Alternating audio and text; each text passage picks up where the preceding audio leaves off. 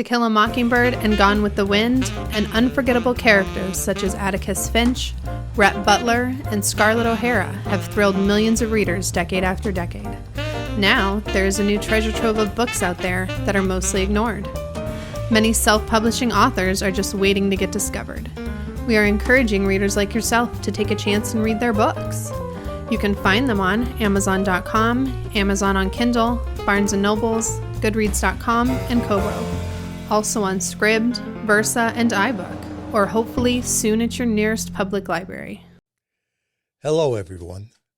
Thank you for joining us on our new episode of Bios to Books.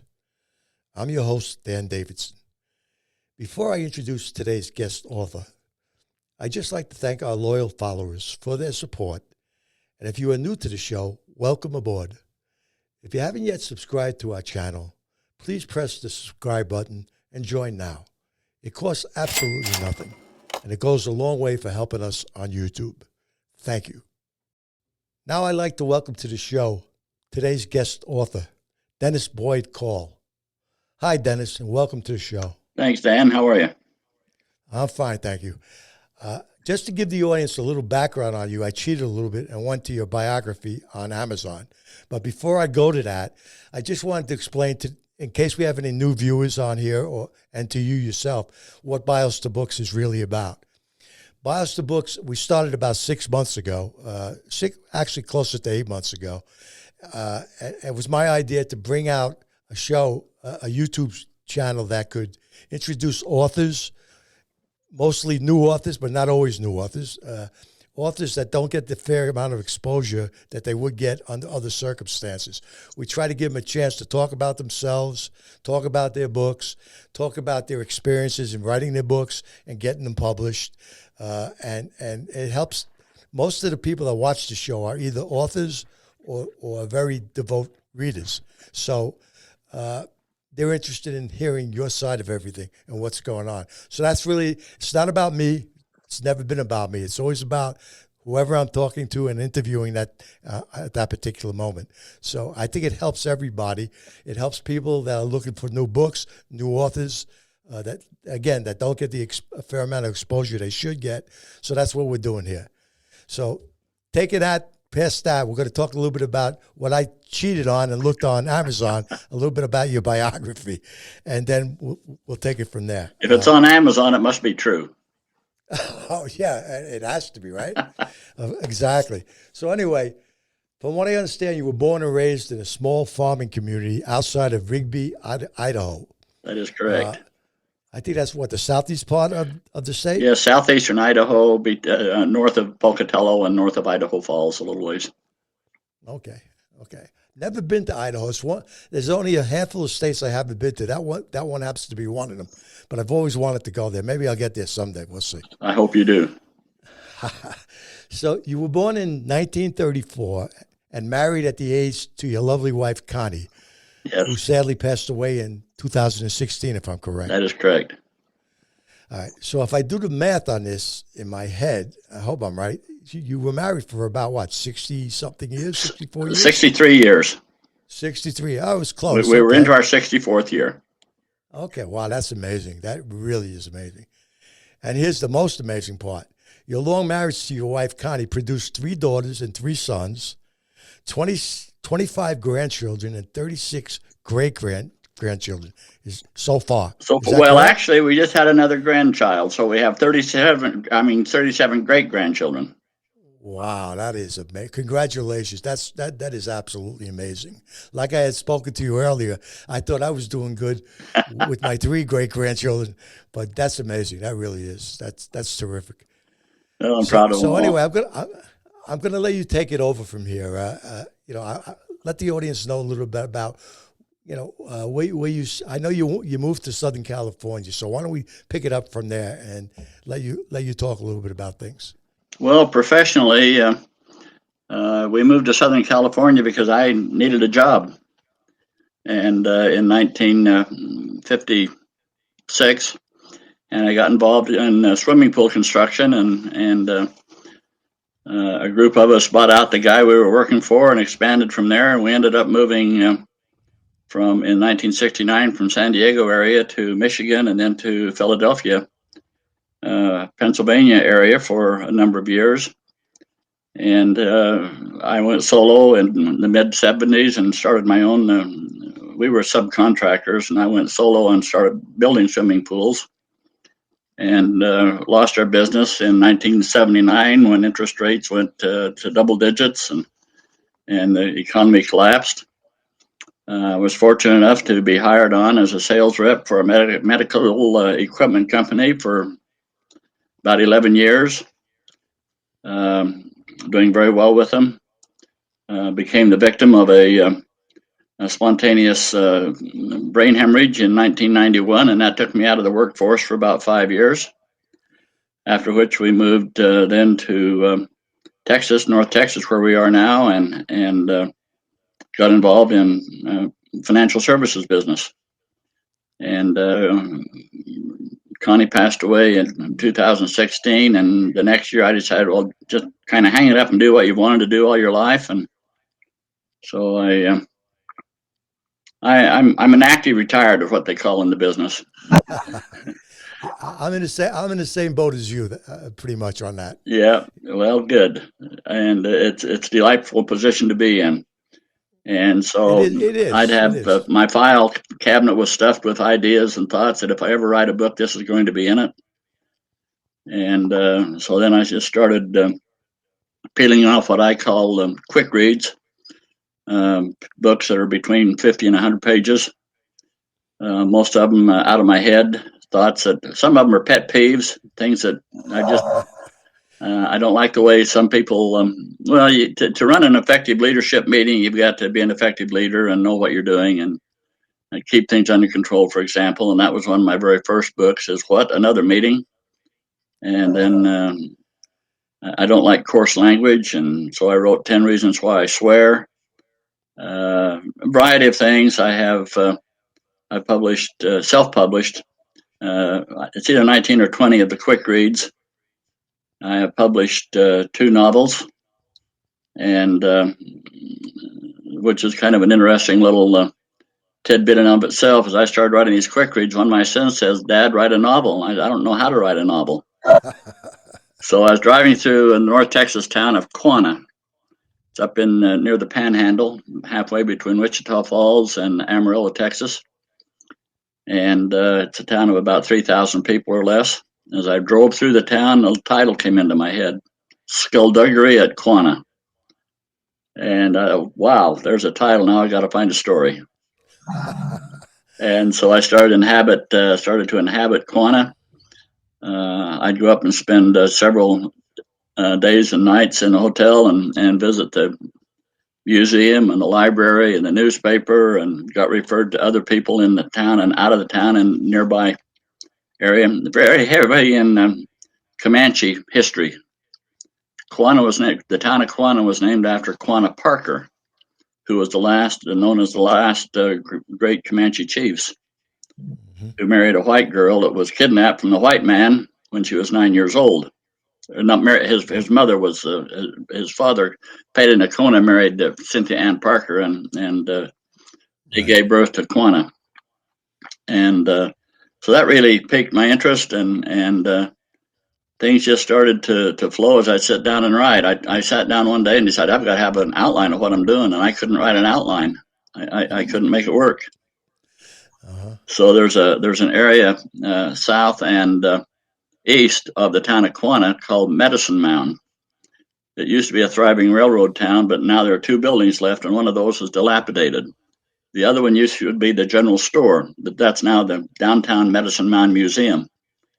Right. And the Medicine Mounds are on private property, but I got to know the ranch manager, and I was allowed to go out and just visit the mounds. And I'm a pretty good typist, so I'd sit in my pickup and open the doors and let the air blow through while I typed the story.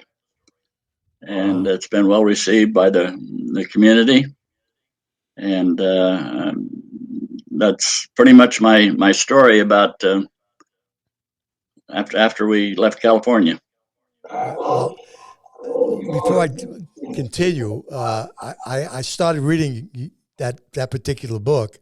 I'm on chapter I believe 3 now, and I found it fascinating the way you went back and forth from the past to the present and the characters. I enjoy what I've read so far. It reads really well. Well, thank you very much. I've had several people make similar comments that it's an easy read and pretty easy to keep the characters straight. And I love historical fiction, so it was right up my alley. So, but the way if I read correctly in your biography, I think you have around 23 or 24 books of all types of genres already out there on Amazon. Is that correct? That is correct. Right. They got self-help books, motivational books, Yeah. historical fiction, and even some children books and politics. Well, You certainly cover a lot. This book right here called Bignorance.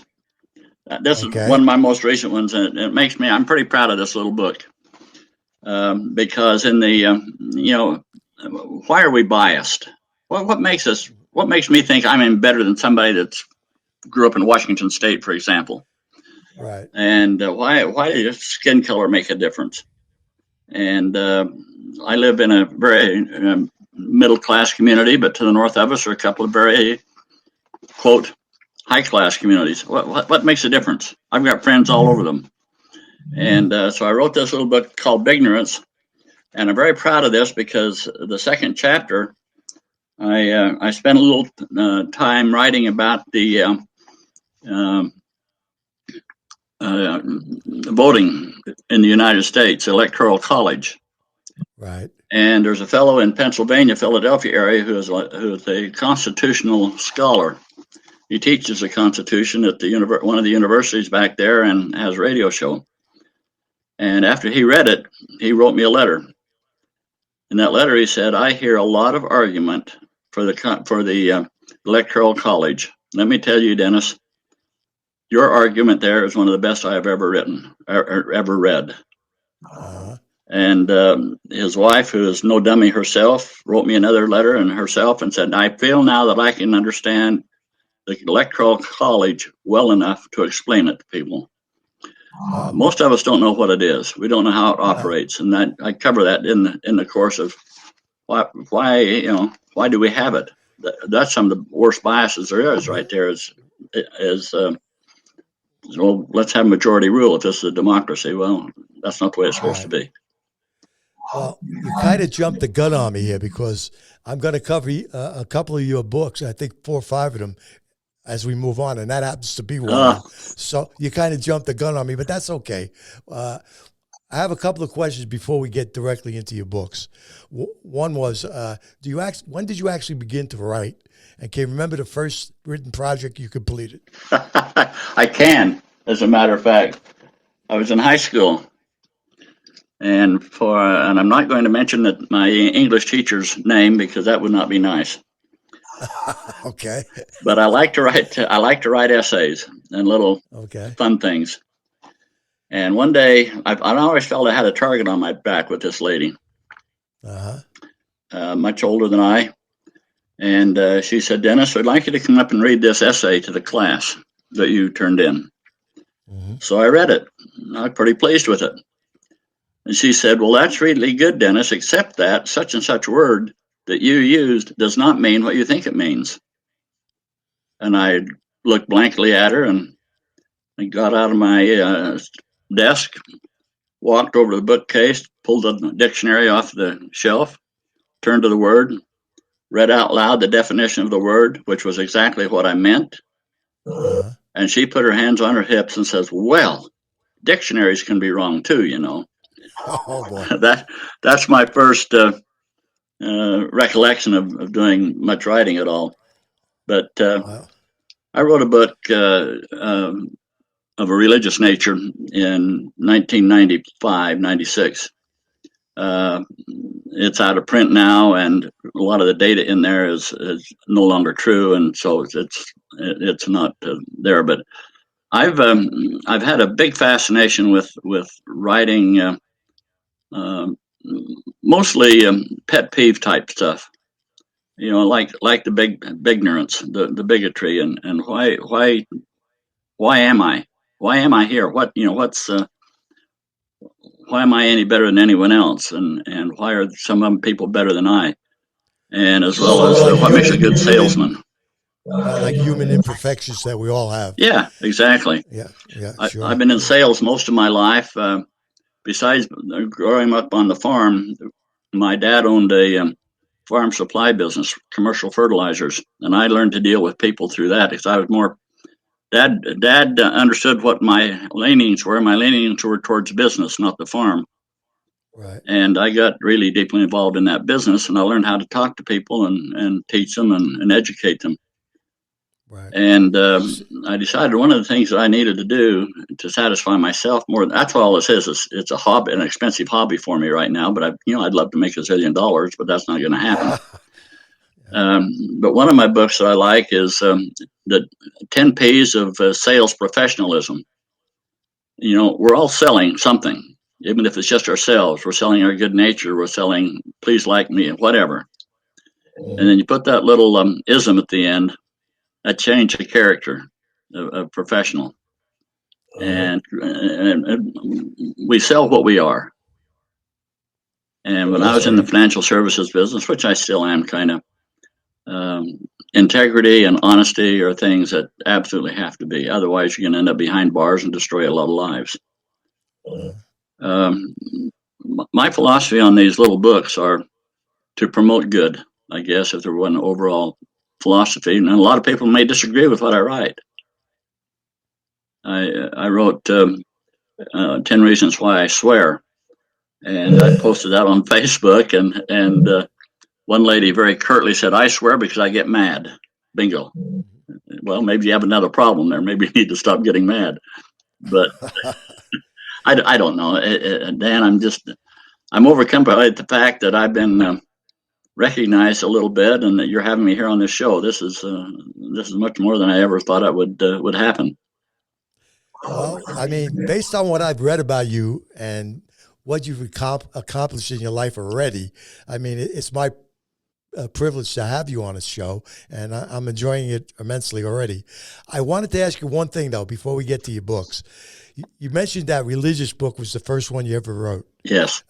Is that the first one you published too? Yes, but I did not publish that myself. I sold it to a publisher. Oh, okay. But since then, everything's self-published. Everything else is self-published, yes.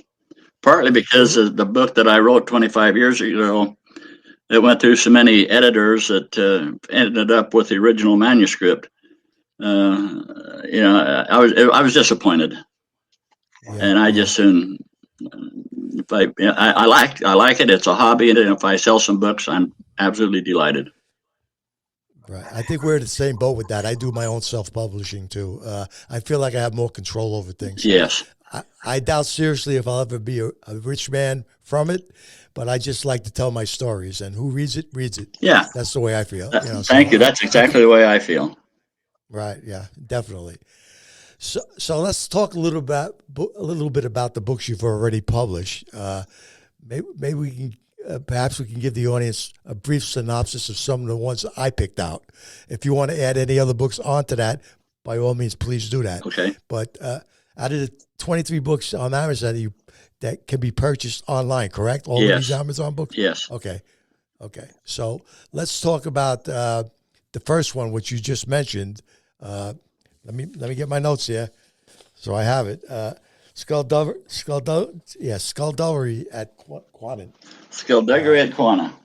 Right. Let's talk about that one. This was my first novel. Right. And most people are unfamiliar with the word skullduggery. And so isn't that like shenanigans? I think that's like shenanigans and stuff, isn't it? Probably a little bit like that. So I wrote the definition of it right at the beginning of the book. Oh, okay. Definition says underhanded or unscrupulous behavior, also a device or trick. Yeah. And the newspaper editor up in Quanah, I gave him a copy of it, and he said I had to look up the word. I looked up the word before I read the book, and then I saw you had the definition already in the book. And but I'm proud of this little book. Like I said, it's my first novel, and it turned out, I think, really, really well. And if I could deviate from the printed word about it for just a moment, Sure. I gave a copy of about the first half of the manuscript while I was writing the book to a friend of mine who is a co-founder of the Artisan Center Theater here in Hurst, Texas, near Fort Worth, where I live. And he, after he read what I'd given him, he says, "Well, I'm looking at this through the eyes of a stage play producer." And he says, "It'd be really hard to make it a stage play, but it would make a great movie." Well, I hadn't even given either one of those a thought. So once it was finished, I gave the finished book to him.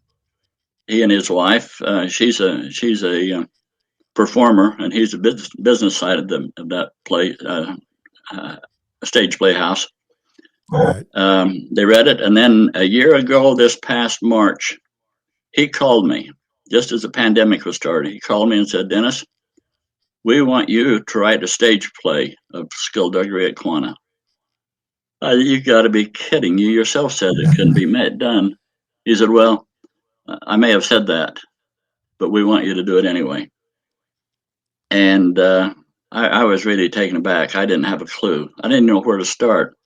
He sent me a model of a script and told me to buy the book, Playwriting for Dummies, Right. which I did. And then I have a granddaughter who has been involved in theater a little bit, and she sent me another method of writing it. Well, I followed her method, and it took me quite a while to write the script. But I had some really, I'm going to call them spiritual experiences in that, because it's all about Native American, all about Comanche. That's what the story is. Right. And I was watching on a Saturday afternoon, watching a television show that had two parts to it, and in the intermission, there was this Native American background theme of dancing and so on. And I had this strong, almost a banner floating across my mind that said, "Dennis, you don't start at the beginning." Wow, what a release that was. I skipped over the first third of the book and started in where the main character suddenly has some action, some things happening to him. Right. And another time I got stumped, and the same thing happened. Something else was said to me or flashed through my head, whatever. And I finished it up, and afterwards, Deanne, the lady from the theater, called me and said, "Oh, you said you'd never written a stage play before." I haven't. And anyway, it's in the process now. We are hoping that it will be produced and put on in the theater early 2022. Wow, I've had a meeting with the director. One meeting with the director, Rick, the fellow that called me and wanted me to write it. I had a communication with him today, and he said, "We're moving ahead. The director is afraid he's going to offend you by making certain changes." He said, "I've assured him that he won't offend you."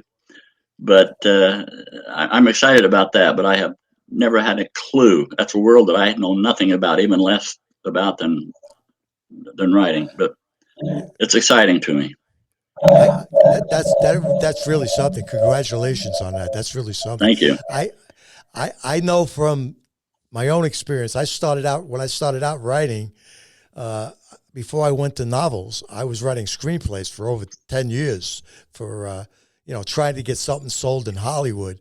And when I first started it, when I saw like the books, like you're referring to the guidebooks that they had to do it, I was totally perplexed with the whole thing, because when you write a screenplay, and I'm sure it's similar with a stage play, you kind of like everything has to be visual. Yes. As far as the audience goes, and you don't get away with what you get away with in description with a novel. You have to show it. Yeah. And I really struggled with that for a long time. Then I finally caught on to it.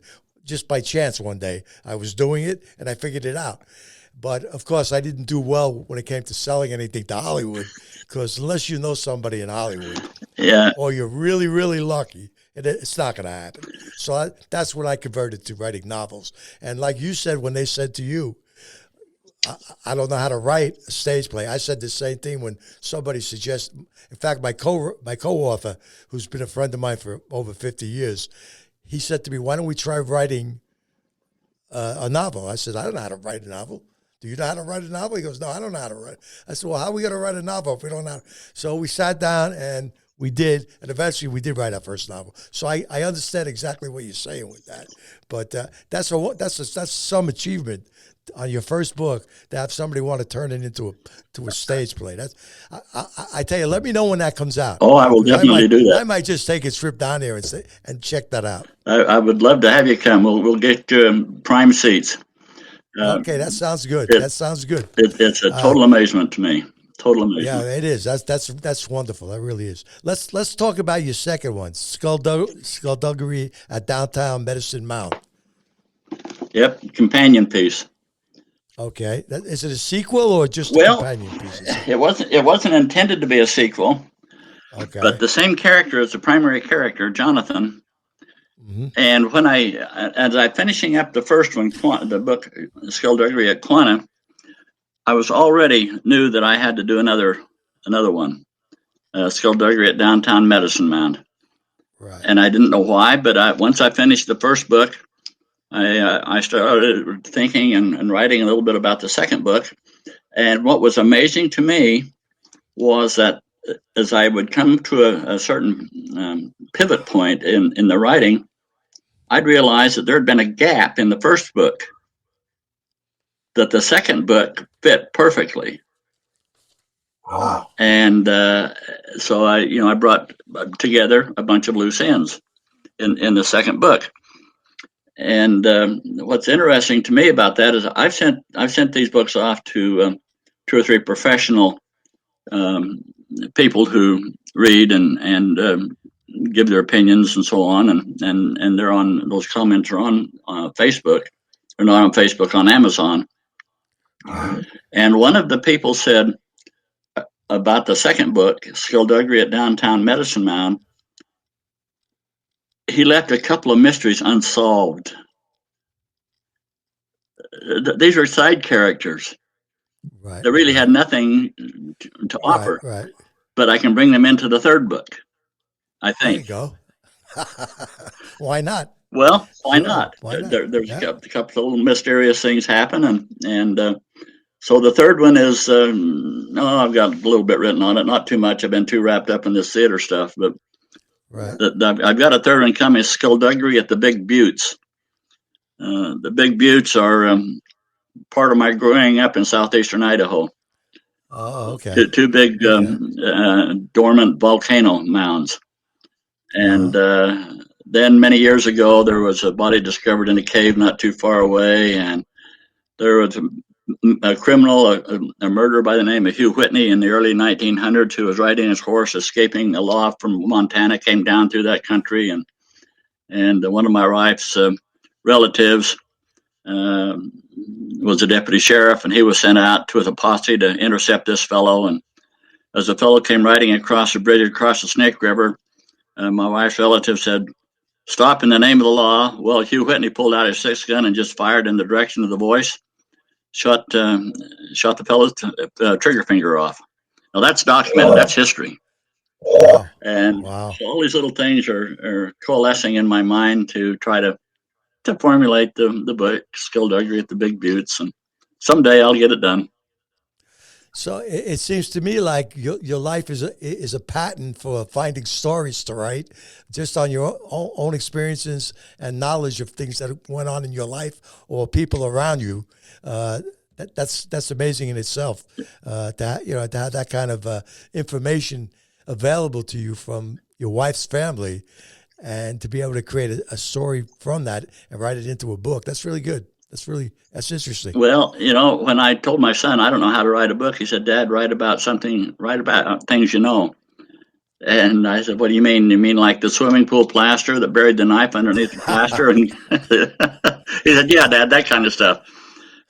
But I found so many pieces of fodder that would be good for a book. like the lake up in North Texas that suddenly went dry many years ago. It went dry. It's not dry now. Well, what did they find when it went dry? That leads to all kinds of imaginative things. Sure. That opens the book for everything. It sure does. It sure does. Yep. But that's a fantasy world that I've never really been involved. These books, novels, I love to read, but I've never thought of anything of writing a novel until my son asked me to. Right. That's interesting. It really is. It's and you seem to be doing well at it, so you might as well stick to it. Okay, thank you. Let's talk about this next book that I brought up, the Three-Cornered Blanket. The Three-Cornered Blanket Girls, Book 1, I think it is, right? Yeah. Okay, that's a fellow. The fellow who's taking over in my financial services business had 2 young preteen daughters when I first started doing some writing, and I was visiting with the family, and the girl said, "Mr. Dennis, will you write a children's book?" And I said, "I don't think I know how. I don't think I can." So as I was driving home from that meeting, the title popped into my head again, Three-Cornered Blanket. Well, there's got to be a story there. Mm-hmm. And so I started putting it together, and one of my daughters likes to write as well. In fact, she has a degree in creative writing.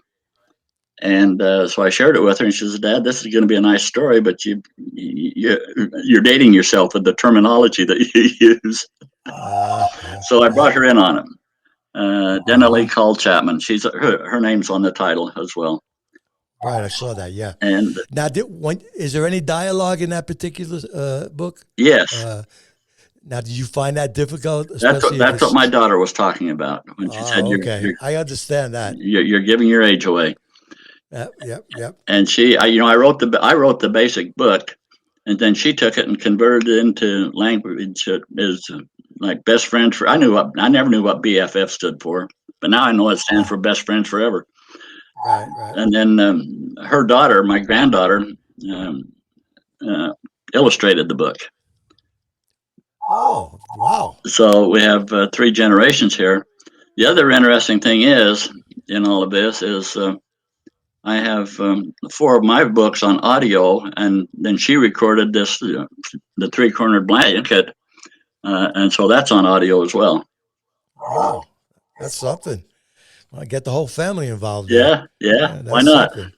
Wow. Yeah, sure. So we're gonna go back to Big Norrance again. I want you to talk about it a little bit, but just be aware of one thing: we got to be careful about politics because we're on YouTube, and YouTube is very sensitive to certain things. Understand. And I would hate to have any part of this show cut off. So stick to the book. It's okay if you talk about why you wrote it and what you're doing, but you know what I'm saying. Yeah, I understand. I understand that we're a divided nation.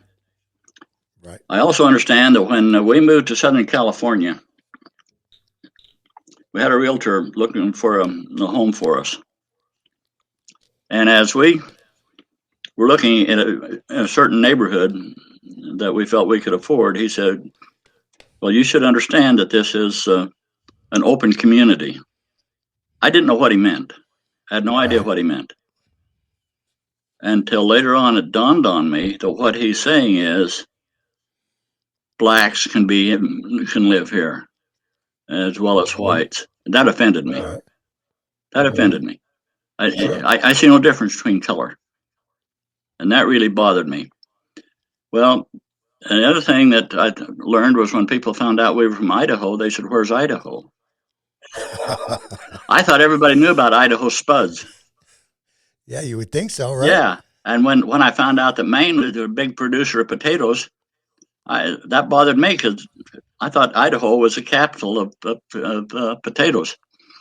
Well, when we moved from Southern California to Michigan, people in California said, "You're going to go up there, up Tornado Alley?" Well, yeah. We got to Michigan, people said, "I'll bet you're so happy to get away from the earthquakes." Then we moved from Michigan to Pennsylvania, And the Michigander said, "You're going back where they have all of those hurricanes." And when we got to Pennsylvania, got to know people. They said, "I'll bet you're glad to get away from those tornadoes." And it's just that kind of stuff that I couldn't quite grasp why we're that way. Well, people in Pennsylvania told me, "Well, we've been here for 200 years. We don't like interlopers." Nonsense. And so out of those kinds of experiences came ignorance. Why are we the way we are? And we lived in Chester County, which I absolutely loved. We were not too far away from the Amish country, which I love to go and eat. I wouldn't want to live there. It has no great appeal to me. But does that make those people any worse? Heavens no. They're better off than I am in a lot of ways. And we're 2 hours away from Washington, D.C. I did some swimming pool work in Washington, D.C. I wouldn't want to live there. But I loved where we lived. But, and that type of thing is the thing that brought me to ignorance is why are we the way we are? We need to understand people. We need to reach out. We need to be accepting. It's a good point. I think we kind of go in a cycle with our beliefs and our attitudes, and it's sort of like a trained thought that we have that we constantly pass on to future families and future. We kind of keep thinking the same thing over and over again, and we don't learn from it. Again, I want to be careful. I don't want to get into politics here, but I think we need to change as a nation, but it doesn't mean we have to change to one extreme or the other. It means we need to find some common ground. Yeah, we need to be accepting. Right. And I agree with that. So on that note, I think we'll shy away from that because I'm very tempted to say something and I won't. So, okay, let's move on. Let's move on. Now, we've only covered a small portion of the 23 books that you've written, but readers can go on Amazon.com and find a full lineup of your books, correct? I mean, I know yes. I did. Yes, so or, you could go, if you can see this, there's my website, DennisBCull.com. Okay, good. What my producer will definitely add that onto what we do at the end of the show after we say goodbye. He runs all the different books that we promote, and new authors that we've had on, and you'll be on there, of course, with some of your books. So he'll add that on. I'll make sure he has that on. Okay, great. So are you working on any? Well, you said you're working on that one book, the third book in that series there. But is there anything else you're working on? I have probably another 3 or 4. I can't remember the particular titles except 1 or 2 of more of the little quick reads. One of them tentatively is titled "I Know I'm Here, but Where Do I Fit?" Okay. We sometimes feel like misfits. Another one is "The Yard Man." I mean, the guy who mows my lawn and takes care of my yard is one of the finest people I know. He's filled with integrity, and he volunteers to do things for me, and people like that I think deserve some recognition. He's probably got a host of information that he likes to share with people. Yeah. I'm sure he does. Does. Right. And lady who cleans a house, delightful lady from Mexico. She's a delightful lady. And people who work at the post office. All kinds of people that I've learned a lot about. Right. They're no different than anyone else. Just do different things. Exactly. And they're, like you say, they're full of knowledge. They're full of experience. There's this misconception, unless you're at a certain plateau in life and in communities, that you don't have anything to offer, and that's where we fall short. Absolutely. Because everybody has something to offer. Everybody. Indeed. I learned when I was very young. I couldn't have been more than 7 or 8. My grandmother, rest her soul, I was out in the street playing with some friends, and we used to have the street sweepers back then. They came around with the brooms and the carts and used to sweep the street. They don't have that no more, of course, but I remember all the kids making fun of him, and of course, being just a typical kid, I joined in with them, and my grandmother grabbed a hold of me And she wailed the tar out of me. Good for her. And she told me, she said to me, don't you ever do that to anybody again. Remember, no matter what you do for a living, if it's honest work, it's decent work, that's all you need to know about that person. I said, don't ever let me see you make fun of anybody again doing any kind of work. Yep. And I never forgot that. And that's kind of like something I always brought with me since then. So I understand exactly what you're saying. There's value in everybody. Absolutely. There definitely is, and we don't know what trials they've gone through. No. We make judgments. There's a lady that I've become acquainted with here who has some very serious health issues. Her husband's in prison. She has 3 young daughters. She's trying to live off of welfare or off of disability. She's blind in one eye and the other side is going. Life is tough for her, but people don't like to be around her because there's something wrong with her. And they, we just can't handle our own. We don't like to see imperfection. We can't Yeah, handle it. yeah. When there's something wrong, we shy away from it. And it's a human quality that we shouldn't be proud of. That's right. But, we all find something that we see or experience in life that makes us uncomfortable. Yes. But the best thing to do is to learn to deal with it and understand that no one is perfect. And we all have, I know I have my flaws. We all have flaws. So, we can't be so quick to judge. We tend to be that way, especially recently. Yes. And it's not good. It's very saddening. Very saddening. Yes, it is. There should be 2 sides to a story, and both sides should be listened to. And then you make your decision on who you agree with or don't agree with. But you allow both sides to talk, and then you weigh your decision that way. When we try to shut down a voice, it's not good either. We need to hear everybody's side of everything, and we're not doing that anymore, and that's not good. I stopped to visit with the lady and her grown son on a street corner who were panhandling. Right. And I walked up and saw that there was a big difference in age. Although the son was tall, I introduced myself and asked her to tell me her story. Her husband is in prison. Her car was stolen. She couldn't get to work. She couldn't pay the rent. She's out on the street. Well, where do you stay at night? Oh, there's a motel over here that will take us as long as they have a free room. They'll let us stay there for whatever we can afford to pay them, and they'll give us a little bit of food. And so I left. Well, after I left her, I went over to a day or two later. I went over to that motel to check out her story. Sure enough, they said we can't. We're in good shape here. We can't. Her story is true. We can't abide that kind of a thing. We've got our heart. And I thought that was magnificent that hotel would do that. Oh, absolutely. And we got her linked up with a charitable organization that helps homeless people. And I've not seen her for a long time now, but it's good to see that kind of thing happen. But so many people just whiz by and they, don't know what they did, but they brought it on themselves. Right. Wow. Yeah, that's not something you see too often in business, where they have that kind of heart. I mean, we need more of that, but that's something that really is. It's, like you say, there's so many stories out there, and we're so wrapped up in our own lives and our own problems, and we all think our problems are big, but when you look at the reality of what goes on around the world. Yeah, that's right. Your problems become so small that, Yeah. And it's just, but, again, we have this way of thinking, and it's hard to change some people. Yeah, well, it is, but I guess maybe you might say I'm trying to do my little share and change people, but all I can do is work my own family and my own neighborhood.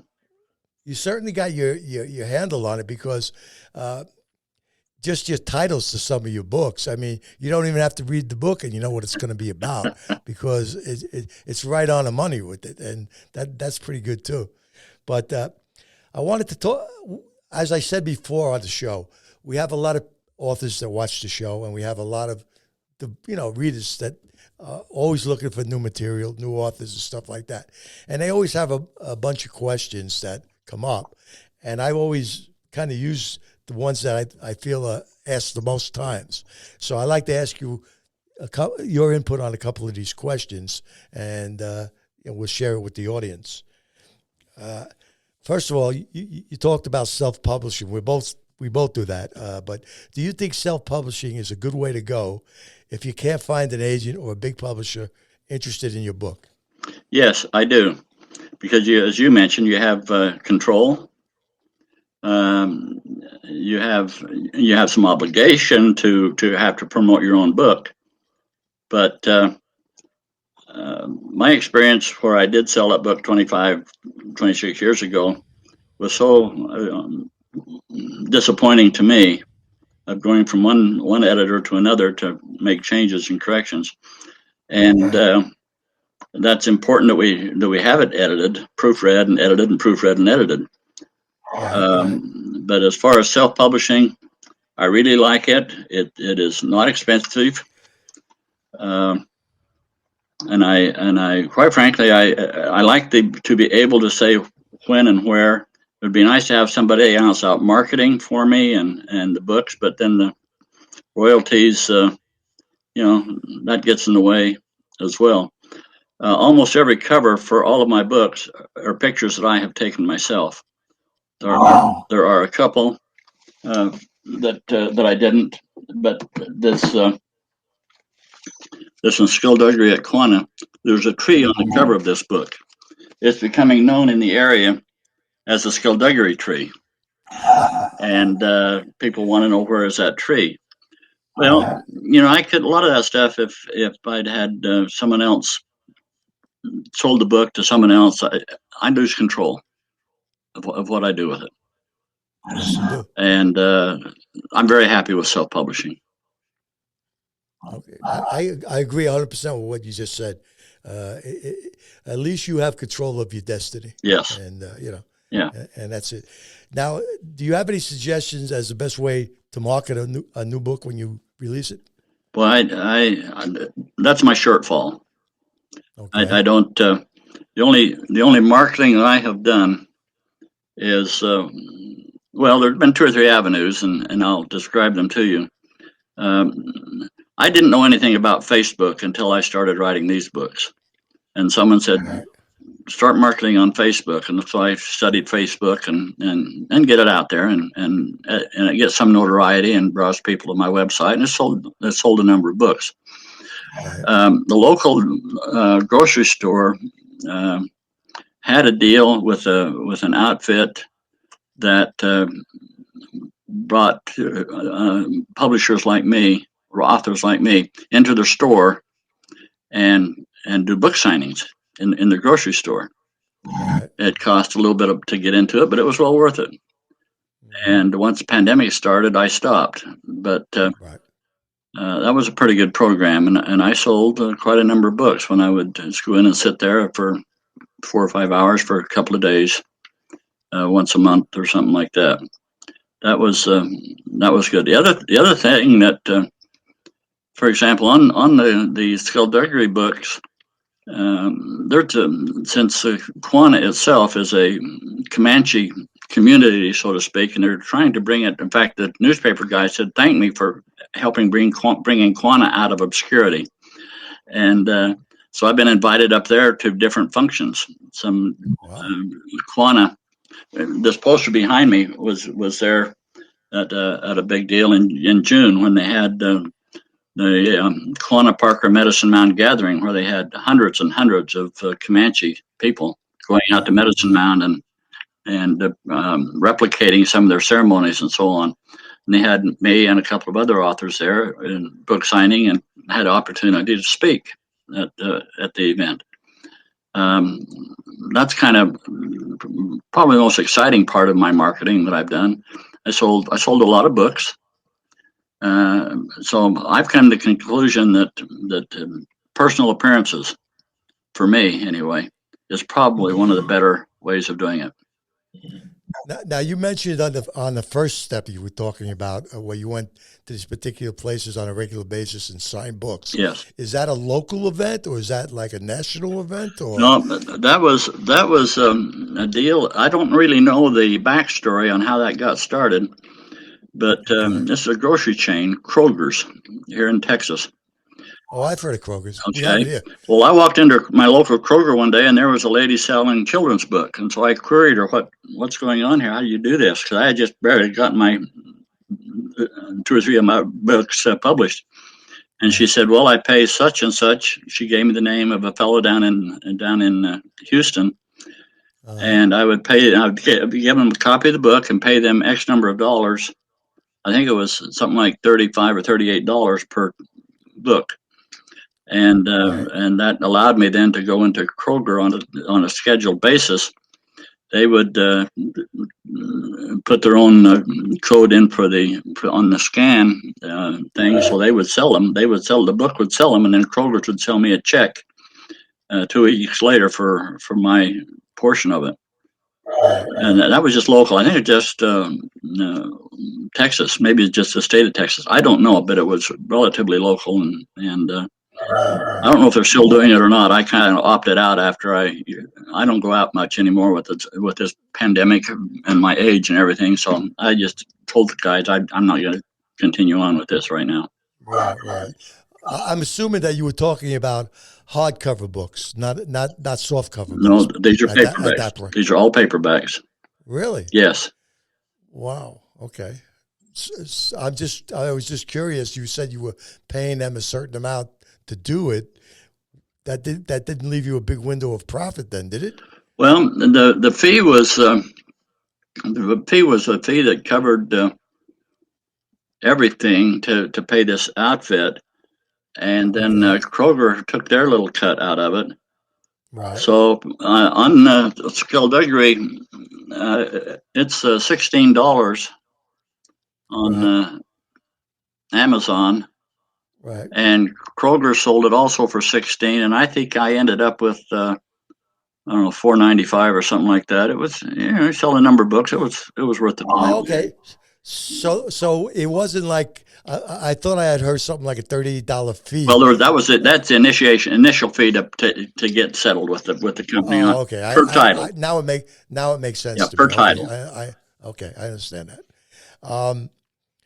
Are there any other particular marketing sites that you might be using online or anything that the authors out there that are listening might consider going on? None that I've had good experience with.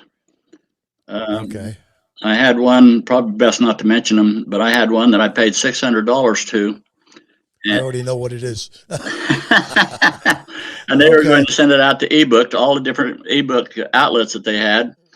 Okay. And they told me, let's see, they said it'll go for 6 weeks, and then it'll be a couple of weeks after that before you start seeing any sales. Well, the 6 weeks came and went, and so on. And I contacted them and said, I haven't seen anything yet. Well, you're not going to see anything. This was in April that I started with it. Right. Right. Probably the first bit of August, you'll start to see some sales. Well, about the middle of August, I saw a sale. I've made 18 cents off of that $600. Wow. So, Yeah. Yeah. and I know. I know. I think I know what site you're talking about. you Yeah. probably did. Yeah. You have to be careful with some of that. Yeah. Yeah, There, there are. I got caught a couple of weak moments where I really did waste some money. Yeah, there are some sites. I have one particular one I use. Again, I won't mention it either. But for a historical fiction novel, which you write and I write, you can get a deal with them for $20.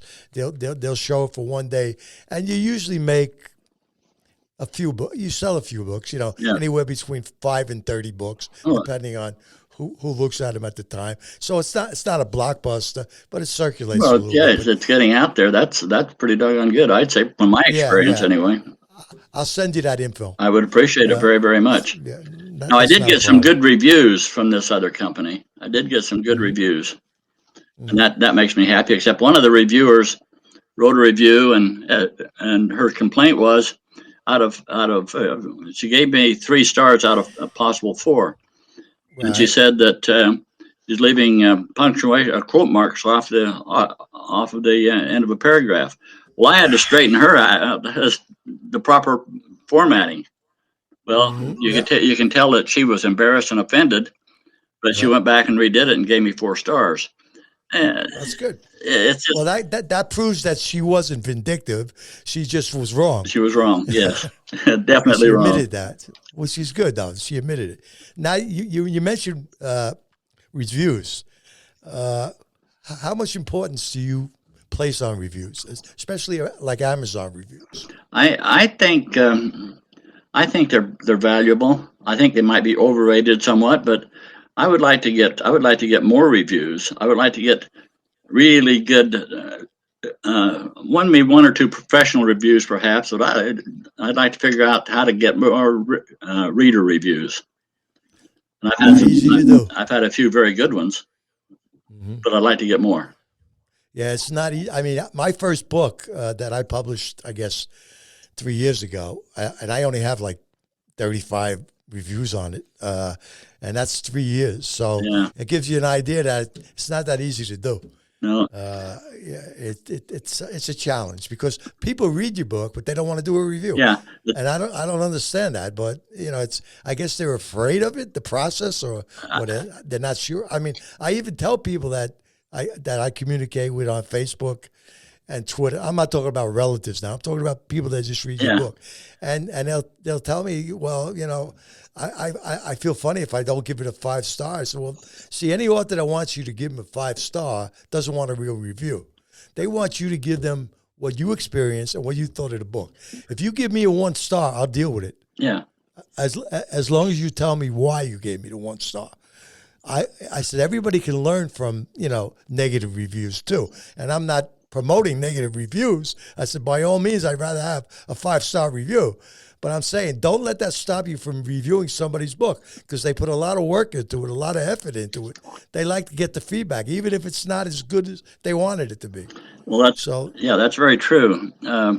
People have said yes, I'll be sure and review your book, but it's never showed up yet. It's never happened yet. exactly, yeah, I I understand that. I have 4 of my books on audio. Both the skullduggery books are on audio, and with that comes some free code numbers. I think there's Right, 25 in for the U.S. right. And so you send those numbers out to people and ask them to please download your free copy Hmm. of this audio book and then write a review. And people say, "Oh yeah, Right. I'll be sure and do that." Well, they're not sure and do it, and that kind of disappoints me. But Yeah, that's one of the marketing things about the audio books through Audible anyway right. that you can use. Well, just so you know, and I haven't looked into this yet quite as extensively as I'd like to, but I was told that if you have the Alexa set up in your house, where Uh huh. you ask her to do things, and you order a book on Amazon, yourself, uh, she can read it to you. Really? Well, I don't I know. wouldn't be surprised, but I haven't done it yet, but I've been told that. So you might want to check that out. You might have to order one of your own books on Amazon on the ebook in order for it to happen. But once you order the book and they can see it pops up, they can actually read it to you. That's what I was told. that is fascinating. I'm gonna check that out. Although I unplugged my Alexa that my grandkids gave me because one evening I was sitting watching. I live alone, sitting watching television. All of a sudden, I heard this lady speak up. That scared the daylights out of me. That's happened to me too. I know what you're talking about. Yep, Well, I yep, unplugged exactly. it. Yep. But yeah, check it out I because will. it might be something. I'm not sure. Do you have any advice for struggling authors who are discouraged by the slow progress they are making in the world of bookselling? Well, struggling to write and struggling to market are two different things.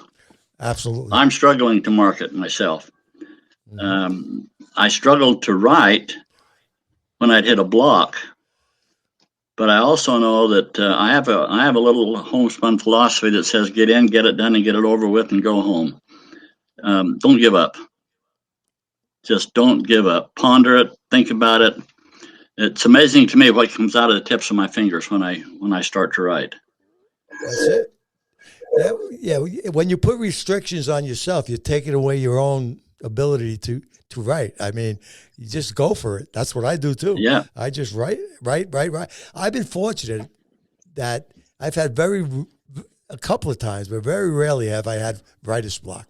Very rarely. When I sit down, I just go at it like you do. Yep. I just go to the keyboard and I start working on. Of course, I have a co-author that lives in New York, and I'm here in Arizona, so we have to do a lot of communicating through phones or on the computer and stuff like that.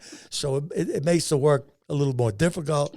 But between the two, he does most of the research, and I do most of the writing. But we have a great combination. We've known each other for over 50 years. We served together in the military, so we kind of click together almost as one person. So it's a kind of unique relationship.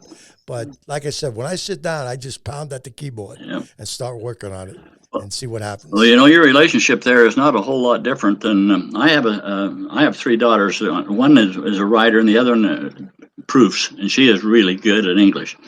And I'll give her some manuscript, and she'll say, "Dad, she'll correct the English, but here's some thoughts for you. Had you considered such and such?" Right, and kind of like your buddy with you, it's kind of a research or an analyst or whatever you want to call them in promoting your own idea. Exactly. Yeah, that input can be valuable at times. Oh yes. I mean, you may not have thought of something, or you may not have thought of it quite the way that other person, in your case, your daughter or your granddaughter, would come up and say, "Yeah, but take a look at it from this angle." And sometimes you'd be surprised what could happen. Oh, absolutely, absolutely. It's a marvelous thing that happens once the juices get flowing and two or three people's head on the same topic. You bet. Exactly. And you know yourself, even when we all self-edit before we do anything else. I mean, we naturally do that. And you know yourself, when you self-edit, you could miss the same mistake 100 times. All of the time, absolutely.